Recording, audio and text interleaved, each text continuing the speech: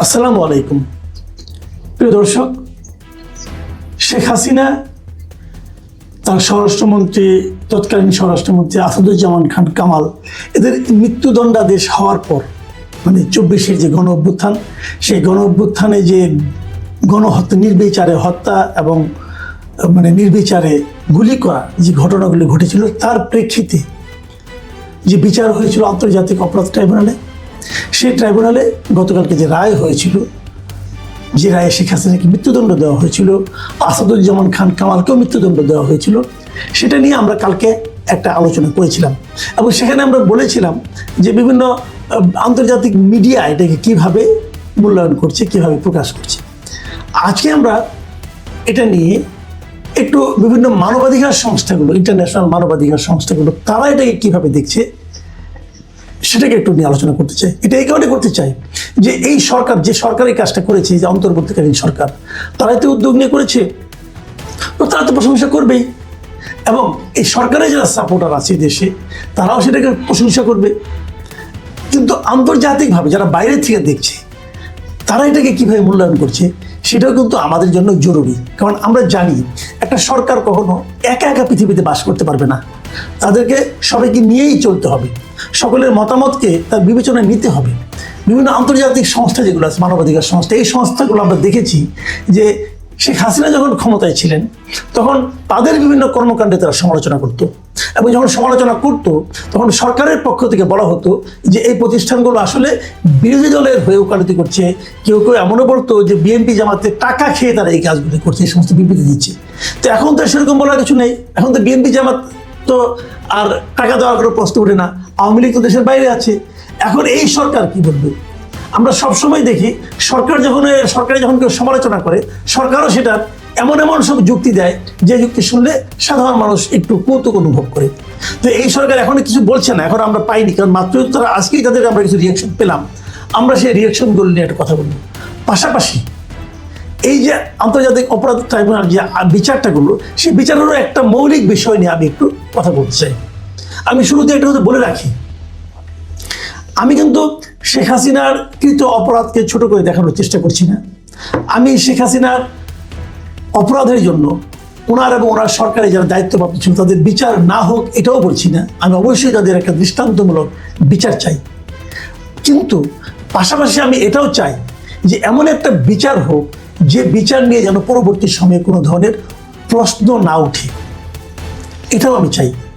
অপরাধ অপরাধী, কিন্তু সে অপরাধ নিয়ে যদি, অপরাধের বিচার করতে গিয়ে যদি আপনি রাজনীতিকে ঢুকিয়ে ফেলেন, রাজনীতিকে মিশিয়ে ফেলেন, পরে কি হয়? পরে সেই অপরাধে যখন পরবর্তী সময় আলোচনা হয়, সেই বিচার নিয়ে যখন পরবর্তী সময় আলোচনা হয়, তখন কিন্তু বিচারটা হালকা হয়ে যায়, তখন অপরাধটা যে হয়েছিল সেটাও মানুষ ভুলে যায়। আমি একটা এক্সাম্পল দিয়ে বলি আগে আপনাদেরকে। দেখুন, 21 আগস্ট গ্রেনেড হামলা, অথবা ধরুন 10 ট্রাক অস্ত্র উদ্ধার, এগুলি বিএনপি আমলে হয়েছিল এবং সেগুলো নিয়ে বিচার হয়েছে, নানা ধরনের তদন্ত হয়েছে এবং তারপর বিচারে যে রায়টা হয়েছিল, সেই রায়টার মধ্যে কি কিছুই রাজনীতি ছিল না? আওয়ামী লীগ আমলে যে রায়টা হয়েছিল আমার বিবেচনায় ছিল, অনেক কিছুই ছিল যেখানে বাড়াবাড়ি ছিল। তার ফলে কি হলো? ওই যে বাড়াবাড়ি ছিল, ওই যে রাজনীতি ঢুকে পড়েছিল, তার কারণে যখন এই সরকার আসলো, তারা কিন্তু ওই মামলাগুলিকে সব মামলা খারিজ করে দিল, সব আসামি মুক্তি পেয়ে গেল। তাহলে কি অপরাধটা ঘটেনি? তাহলে কি 21 আগস্ট ওখানে গ্রেনেড ফোটেনি? তাহলে কি দেশে 10 ট্রাক অস্ত্র আসেনি? ওগুলি কি কেউ অপরাধের সঙ্গে জড়িত ছিল না? তো কি হলো? যে আপনার রাজনীতি করার কারণে, প্রকৃত মামলার সঙ্গে রাজনীতি ঢুকিয়ে দেওয়ার কারণে প্রকৃত আসামিরাও কিন্তু মুক্তি পেয়ে গেল। এটা ঠিক না। তো এবারও যেন সেরকম কিছু না হয়, সেই বিষয়গুলো নিয়ে আমরা একটু কথা বলতে চাই। আমি ছোট করে বলি, আমি দুটো সংগঠনের কথা বলবো। তার একটা হলো জাতিসংঘের মানবাধিকার বিষয়ক হাই কমিশনার, মানে OHCHR, এরা কি বলেছে, আর বলবো একই সঙ্গে অ্যামনেস্টি ইন্টারন্যাশনাল কি বলেছে, সেটা নিয়ে আমরা একটু আলোচনা করতে চাই। আমি প্রথমে মানবাধিকার হাই কমিশনার যেটা আছে, মানবাধিকার বিষয়ক হাই কমিশন, তারা কি বলেছে, তাদের বক্তব্যটা আমি একটু পড়ে শোনাই, তারপরে একটু ব্যাখ্যা করবো। তারা বলেছে, যেহেতু এই বিচার প্রক্রিয়ার কার্যক্রমের বিষয়ে আমরা অবগত ছিলাম না, তাই আমরা সব জবাবদিহিতামূলক কার্যক্রম, বিশেষ করে আন্তর্জাতিক অপরাধের অভিযোগগুলো যেন প্রশ্নাতীতভাবে যথাযথ প্রক্রিয়া ও ন্যায় বিচারের আন্তর্জাতিক মানদণ্ড পূরণ করে, সেজন্য ধারাবাহিকভাবে বলে এসেছি। এটি বিশেষভাবে খুবই গুরুত্বপূর্ণ যখন এই মামলার ক্ষেত্রে যেটা হয়েছে, অভিযুক্তের অনুপস্থিতিতে বিচার হয়েছে এবং মৃত্যুদণ্ডের শাস্তি দেওয়া হয়েছে। মানে আমি এটা, ওরা ইংরেজিতে দিয়েছে, কিন্তু আমি অনুবাদটা নিয়েছি প্রথম আলো থেকে। আমি বাংলাদেশে যারা অনুবাদ করে বিভিন্ন আন্তর্জাতিক সংস্থা থেকে, তার মধ্যে মিডিয়া হিসেবে প্রথম আলো অনুবাদটাকে আমি অধিকতর গ্রহণযোগ্য বলে মনে করি বলে ওদের কাছ থেকে নিয়েছি। আচ্ছা, এখানে আসলে কি বলা হয়েছে? প্রথমত বলা হয়েছে যে প্রক্রিয়ায় বিচারটা হয়েছে সেই ব্যাপারে জাতিসংঘের মানবাধিকার হাই কমিশনার অবগত ছিল না, 1 নম্বর। 2 নম্বর হলো তাদের প্রশ্ন যে এই যে অভিযোগগুলোর যে ন্যায় বিচার যে বিচারটা হয়েছে, বিচার মানে তারা ন্যায় বিচারের কথা বলতে যাচ্ছে, সেই বিচারটা আন্তর্জাতিক মানদণ্ড পূরণ করে হয়েছে কিনা, এটা তাদের একটা জিজ্ঞাসা। তারপরে তাদের বক্তব্য হলো, যেহেতু বিচারটা অভিযুক্তের অনুপস্থিতিতে হয়েছে, মানে শেখ হাসিনা অথবা আসাদুজ্জামান কামালের অনুপস্থিতিতে হয়েছে এবং তাদেরকে একটা চরমতম শাস্তি মানে মৃত্যুদণ্ড দেওয়া হয়েছে, অতএব ওই বিষয়গুলো আন্তর্জাতিক মানদণ্ড পূরণ করে ওই বিষয়গুলো ব্যাপারে সতর্ক দৃষ্টি রাখা দরকার ছিল, এই তাদের বক্তব্য। আর পাশাপাশি এই কমিশনার, এই মানবাধিকার বিষয়ক যে হাই কমিশনার আছেন ফলকার টুর্ক, এই নামটা আমরা সঙ্গে আমরা খুব পরিচিত। আমরা গত সরকারে আমরা দেখেছি ফলকার টুর্ক নানা বিষয়ে কথাবার্তা বলে। এই ফলকার টুর্ক একটা জিনিস আশা করছে, সে কি বলছে যে বাংলাদেশ সত্য প্রকাশ, ক্ষতিপূরণ ও ন্যায় বিচারের একটি সমন্বিত প্রক্রিয়ার মাধ্যমে মানে প্রকৃত সত্যটা প্রকাশ করবে, ক্ষতিপূরণ দিবে যাদের ক্ষতি হয়েছে এবং একটা ন্যায় বিচার করবে। এর সমন্বিত প্রক্রিয়া যদি করতে পারে তাহলে কি হবে, জাতীয় ঐক্য ও ক্ষত কাটিয়ে ওঠার দিকে এগিয়ে যাবে। মানে যদি এই 3টা কাজ তারা করতে পারে, মানে প্রকৃত সত্যটা প্রকাশ করবে, ক্ষতিগ্রস্তদেরকে ক্ষতিপূরণ দেবে এবং একটা ন্যায় বিচার সম্পন্ন করবে, কেবল তাহলেই বাংলাদেশ একটা জাতীয় ঐক্যের দিকে অগ্রসর হতে পারবে এবং ক্ষত কাটিয়ে উঠতে পারবে। আমরা কি জাতীয় ঐক্যের দিকে যাচ্ছি? আমরা কি ক্ষতিপূরণটা দিতে পেরেছি পর্যন্ত? তাহলে কিভাবে হবে? খালি একজনকে ফাঁসি দিলাম, 3 জনকে যাবজ্জীবন দিলাম, অমুক করলাম তমুক করলাম, এতেই কিন্তু ন্যায় বিচার প্রতিষ্ঠা হয় না। এদের দ্বারা যারা ক্ষতিগ্রস্ত হলো তাদেরকে আমরা ক্ষতিপূরণটা দিয়ে দিতে পেরেছি?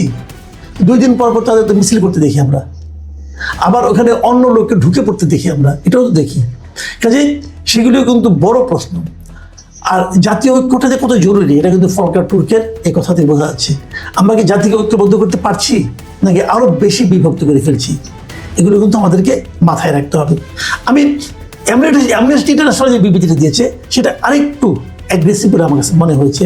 যারা ভুক্তভোগী তাদের ন্যায় বিচার নিশ্চিত হয়নি বলে শিরোনামে বলা হয়েছে, কিন্তু নিউজটা শুরুটা করা হয়েছে এভাবে যে ক্ষমতাচ্যুত প্রধানমন্ত্রী শেখ হাসিনা ও সাবেক স্বরাষ্ট্রমন্ত্রী আসাদুজ্জামান খানের বিচার সুষ্ঠু ও ন্যায়সঙ্গত কোনোটিই হয়নি বলে মনে করে যুক্তরাজ্য ভিত্তিক মানবাধিকার সংস্থা অ্যামনেস্টি ইন্টারন্যাশনাল।